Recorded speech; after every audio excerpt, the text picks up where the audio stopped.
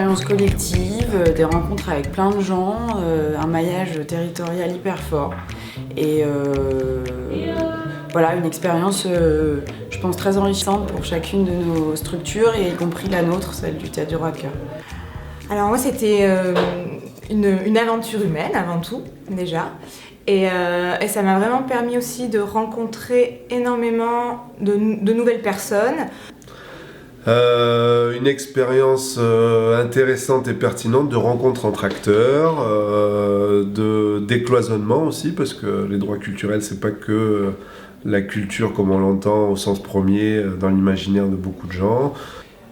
C'est une expérience déjà qui nous met tous ensemble, donc c'est une expérience de collaboration. C'est pas si fréquent, je trouve, dans notre milieu culturel, qui se dit souvent très ouvert, mais au final où on travaille un peu tous chacun dans son coin, dans sa discipline. Là, c'est une initiative où enfin on va pouvoir mettre un peu toutes les choses sur la table, arrêter une certaine forme de condescendance entre plusieurs milieux, etc. Et réunir un peu notre inventivité et puis notre créativité aussi, la mettre au service non pas de soi-même ou de ses propres projets, mais d'un projet plus large. Je trouve que ça fait toujours du bien et c'est nécessaire, quoi. Au moins, il y a une volonté, je dirais, commune d'avancer, et surtout pour moi, à mon niveau, c'est l'intérêt qu'on apporte au milieu rural, qui était un peu lâché dans tout ça. Et c'est bien de le raccrocher, et à nous aussi d'être acteurs pour qu'il soit collé à la cape. Alors, quand on parle de droit culturel, c'est vrai que tout de suite on se dit tiens, c'est la législation, on se pose des questions. On se pose des questions. Alors quand on fouille un peu, et avec la CAB, c'est vrai que quand on a rencontré les acteurs de cette mission, ça m'a permis, moi, d'aller gratter un peu, d'aller comprendre aussi l'accès à la culture, et c'est ce que nous, on prône au niveau du collectif depuis le début, en fait. Je serais d'accord pour élargir au maximum ce concept, de manière à ce qu'on ne se cantonne pas aux propositions dites culturelles classiques, c'est-à-dire la danse, le théâtre, les arts. La culture, c'est la façon dont on se chausse, s'habille, mange, parle à son voisin, c'est le lien social, c'est l'histoire, c'est les relations intergénérationnelles. Donc en fait, c'est comment on vit et là où on vit, et ce qu'on fait de là où on vit, et l'interaction qu'il y a entre sa personnalité et son environnement. Donc c'est très très large.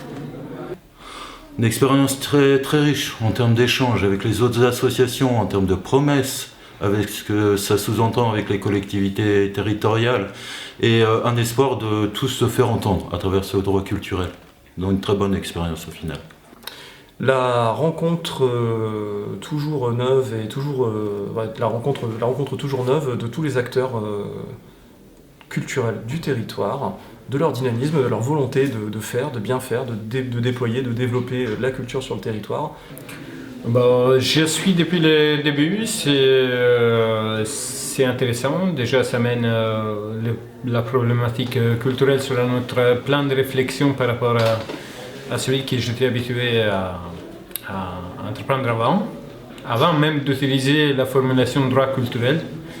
D'abord parce qu'elle nous engage à repenser le rapport de nos propositions aux personnes, en replaçant peut-être davantage les personnes et les besoins des personnes au cœur de nos réflexions, et d'une manière plus large aussi de repenser comment est-ce qu'on peut impliquer davantage les acteurs de ces propositions culturelles dans ce qui serait une politique culturelle développée par les collectivités territoriales. Nous, en tant qu'asso, ça fait quand même des années qu'on fait du droit culturel, mais c'est bien qu'une collectivité porte ce projet, quoi. Le faire ensemble. On a appris à se découvrir les uns les autres, et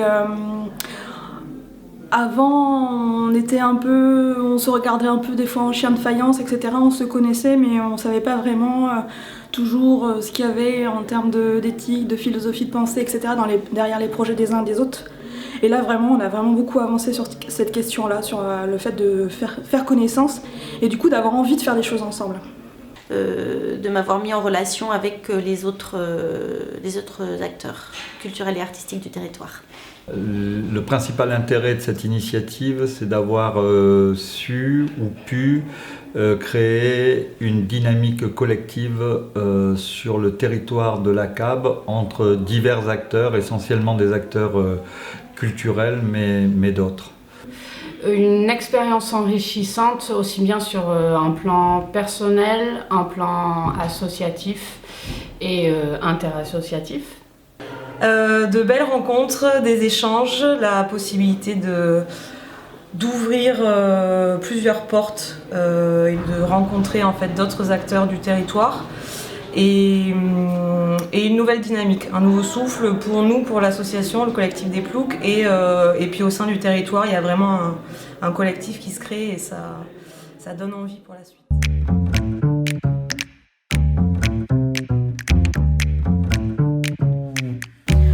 Alors l'outil plateforme, moi je suis curieuse. Je pense que c'est une étape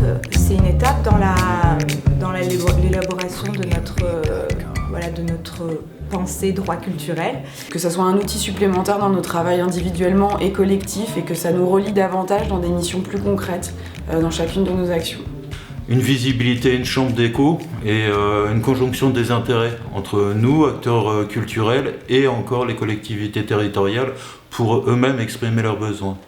Que ce soit un outil concret, pensé et créé par les structures et utile dans la vie quotidienne des associations et des structures. Que l'outil plateforme soit une première concrétisation du travail collectif, une valorisation des acteurs du territoire et une valorisation du territoire par les acteurs, pour les personnes. Alors l'outil plateforme pour moi c'est sans doute une ultra nécessité parce qu'on a besoin d'avoir une communication large et très variée de ce que font les acteurs culturels et de se retrouver effectivement avec une sorte de guichet unique sans vouloir pour autant parler d'échanges commerciaux etc. mais au moins d'échanges d'idées et de compétences etc. Pour tisser un maillage c'est idéal et c'est même indispensable. Je pense qu'il y a tout un côté entraide qui est important puisque ça émerge en période de Covid, donc période pendant laquelle on est tous en difficulté. Alors l'outil plateforme, c'est une très belle idée. C'est la mise en connexion de tous les acteurs culturels. Et une meilleure connaissance réciproque des acteurs du territoire, de leur calendrier, de leurs projets, pour justement faire en sorte que les projets et les calendriers se complètent et ne se concurrencent plus. Oui, c'est une plateforme qui peut nous rapprocher chaque asso, chaque structure, quoi. Oui. Donc on s'appuie sur les potentiels des acteurs, sur tous les sujets, parce qu'on parle de culture, mais moi je suis plutôt dans la transition écologique. Mais voilà, qu'on soit vraiment sur que cette expérimentation, ces ateliers de rencontres puissent guider les élus dans une stratégie politique qui s'appuie sur les ressources du territoire. Qu'ils soient libres, qu'ils soient gérés par des acteurs qui en auront besoin et qui l'utiliseront, et que ce soit beau, que ce soit sexy et accessible par tout public et tout type de personnes. Et de voir comment un outil peut se mettre au service d'une dynamique de construction collective d'un projet de territoire. Plein de choses, puisque comme je vous dis, on démarre, donc c'est à la fois d'avoir des référencements et nous, à notre tour, d'être référencés pour les actions que l'on peut mener. Et la continuité de tout ça, et de le formaliser un peu plus, et puis du coup de pouvoir aussi aller interpeller de nouveaux acteurs. C'est-à-dire que là, il y a un groupe qui est déjà plus ou moins constitué, mais que cette plateforme ouverte permette à d'autres personnes encore de venir nous rejoindre.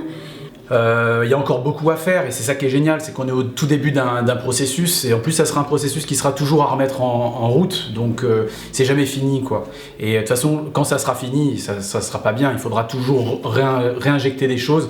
La poursuite c'est vraiment optimiser les outils, apprendre à mieux se connaître entre nous, voir comment on peut avoir des actions très, très précises et très concrètes.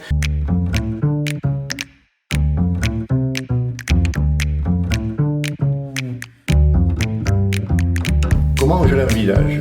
C'est qu'il y ait réellement une structure, une colonne vertébrale qui soit mise en place, de façon à ce que on ait des vraies actions et que tout le monde puisse s'y référer, et qu'il y ait un bel outil qui soit alimenté, que les gens aient envie de l'alimenter. Donc à nous, on le construire comme il faut.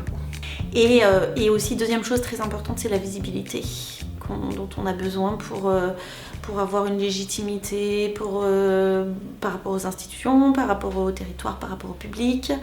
La Dordogne, c'est un super territoire très beau, où il y a des villes, il y a une très belle ruralité aussi, donc ça peut être un outil qui peut permettre que ça communique bien, quoi. Et que en tant que les artistes, mais pas que les artistes, les artisans, les habitants, les lieux s'emparent un peu de cette richesse-là. En fait, il y a des forces vives dans le territoire et on s'en rend pas forcément compte toujours. Et on regarde toujours ailleurs. Et il y a aussi la concurrence du vu à la télé, vu sur le net. Mais en fait, des fois, on se rend pas compte que chez soi, il y a des choses, ou à côté en fait. Et cette plateforme-là peut permettre de se rendre compte, de se dire mais en fait il y a des artistes, il se passe énormément de choses. On passe beaucoup de temps à critiquer souvent sa région, on la compare à une autre où c'est toujours mieux. Et en fait, des fois c'est parce que juste on connaît pas, on ne sait pas. Et du coup ça peut permettre une sorte de transparence, quoi, quelque chose de beaucoup plus lisible, alors que là c'est un peu plus brouillé. La poursuite, j'espère une mise en œuvre rapide de ce dossier, avec des acteurs institutionnels identifiés pour porter les projets. D'un outil de coordination, de quelqu'un qui, de temps en temps, nous invite à nous réunir pour nous faire avancer sur ces problématiques-là. Et il y a déjà aujourd'hui des liens qui poursuivront dans la suite. Donc c'est une expérience qui se construira petit à petit. Voilà. Une poursuite qui se fasse en concertation et en bonne intelligence avec la CAB, et une poursuite qui se fasse aussi entre participants du groupe de travail des droits culturels. Qu'on continue à échanger, à réfléchir, à monter des projets, à collaborer, parce que voilà, maintenant au sein de nos associations on crée, mais c'est aussi intéressant d'échanger avec les autres et de créer ensemble pour l'avenir. Pour moi, cette plateforme, ce n'est qu'une première pierre. Il y a énormément de travaux à faire derrière. C'est un excellent départ, on va dire. C'est un point d'ancrage, mais rien n'est fini. On a tout à faire encore. Moi, j'aimerais que ce soit quelque chose qui soit vraiment, qu'on continue à approfondir et qu'on puisse aussi mettre en place par des actions concrètes et que la CAB, du coup, soutienne ces actions. Ça, c'est le point le plus important, c'est qu'aujourd'hui, il faudrait que la CAB se mette en accord avec la proposition initiale qui était de se servir des droits culturels pour co-construire avec l'ensemble des partenaires du territoire un véritable projet culturel pour la CAB. Parce que je pense que le vrai secret, c'est que justement que ça s'arrête jamais, pour se poser toujours des questions, pour toujours se remettre en question et que ça soit toujours en mouvement. Il y a des réseaux qui sont constitués, des gens qui se sont retrouvés, avec qui on a le même cheminement, avec qui on a la même réflexion, tout en vivant la culture d'une autre façon. Et je trouve que c'est ce qui fait la diversité et la richesse. C'est ça la culture en fait.